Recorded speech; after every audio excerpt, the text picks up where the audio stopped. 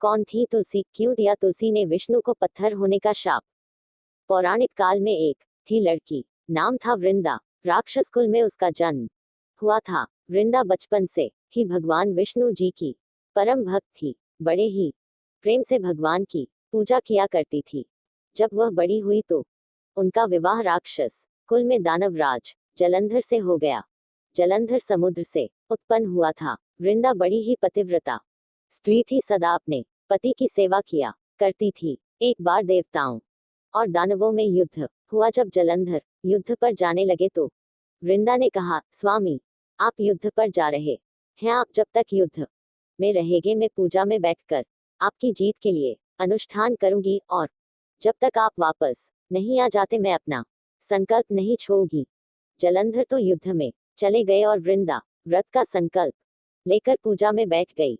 उनके व्रत के प्रभाव से देवता भी जलंधर को ना जीत सके। सारे देवता जब हारने लगे तो भगवान विष्णु जी के पास गए।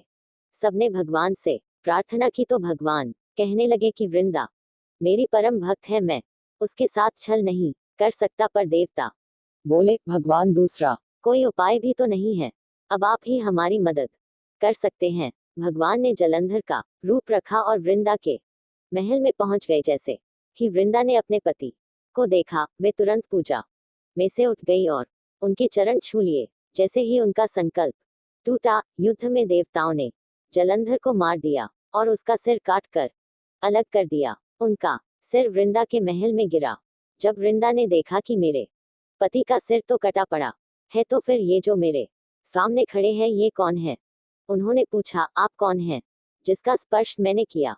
तब भगवान अपने रूप में आ गए, पर वे कुछ ना बोल सके। वृंदा सारी बात समझ गई। उन्होंने भगवान को श्राप दे दिया, आप पत्थर के हो जाओ। भगवान तुरंत पत्थर के हो गए। सभी देवता हाहाकार करने लगे। लक्ष्मी जी रोने लगी और प्रार्थना करने लगी। तब वृंदा जी ने भगवान का शाप विमोचन किया और अपने पति का सिर लेकर वे सती हो गई। उनकी राख से एक पौधा निकला। तब भगवान विष्णु जी ने कहा, आज से इनका नाम तुलसी है और मेरा एक रूप इस पत्थर के रूप में रहेगा, जिसे शालिग्राम के नाम से तुलसी जी के साथ ही पूजा जाएगा, और मैं बिना तुलसी जी के भोग स्वीकार नहीं करूंगा। तब से तुलसी जी की पूजा सभी करने लगे और तुलसी जी का विवाह शालिग्राम जी के साथ कार्तिक मास में किया जाता है। देवउठनी एकादशी के दिन इसे तुलसी विवाह के रूप में मनाया जाता है।